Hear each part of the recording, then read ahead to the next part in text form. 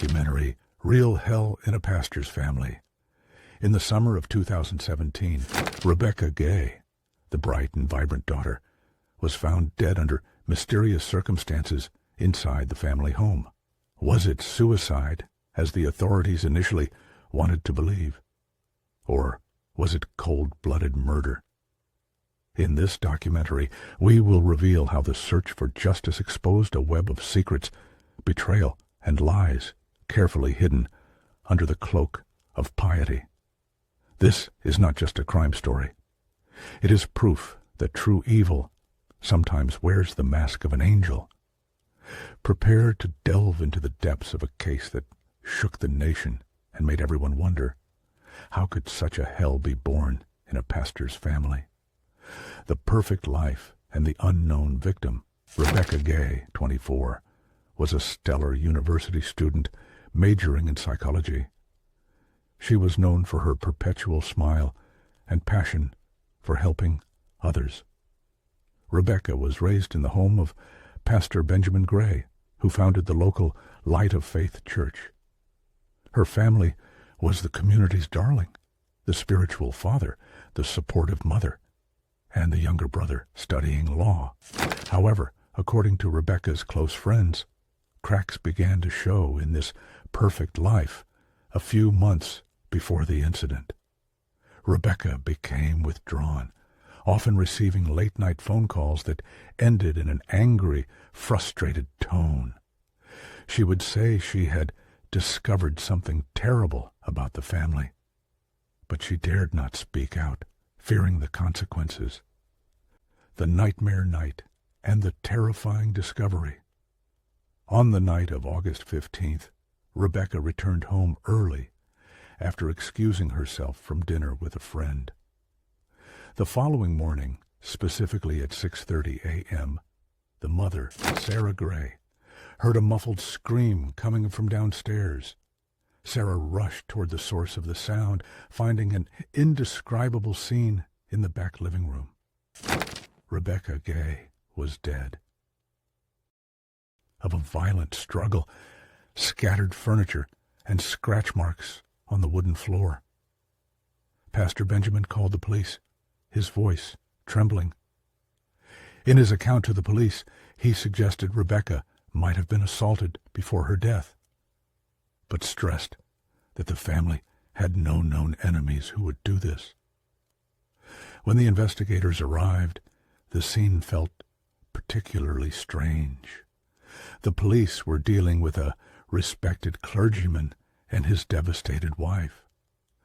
The preliminary medical examiner announced the cause of death was asphyxiation, but the manner in which it occurred remained ambiguous.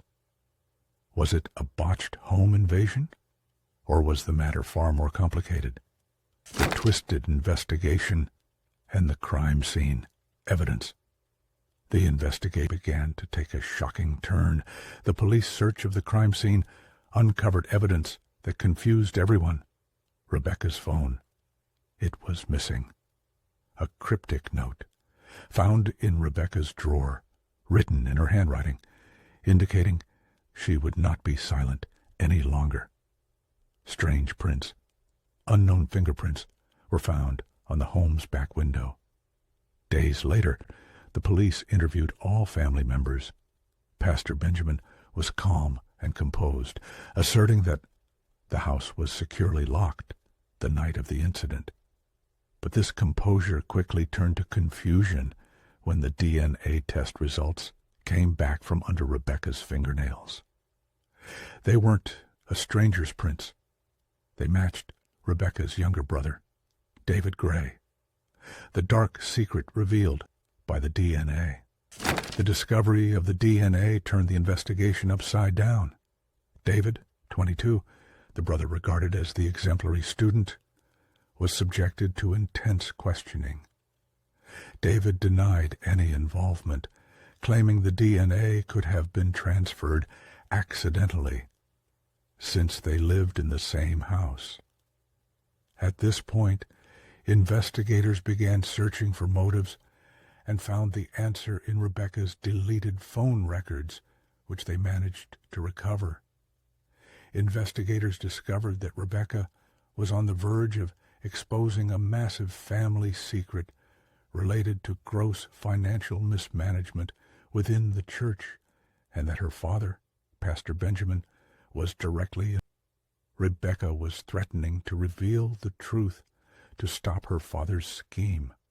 The recovered messages also revealed David, the brother, suffered from an undiagnosed psychological disorder that had been covered up by his parents to preserve the family's reputation.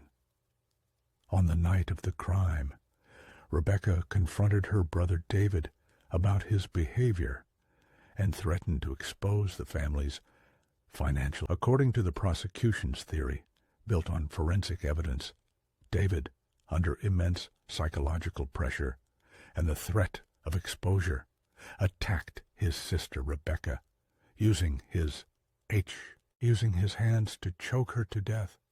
It was a short, fatal struggle resulting from years of family repression and pressure. The trial and the final consequences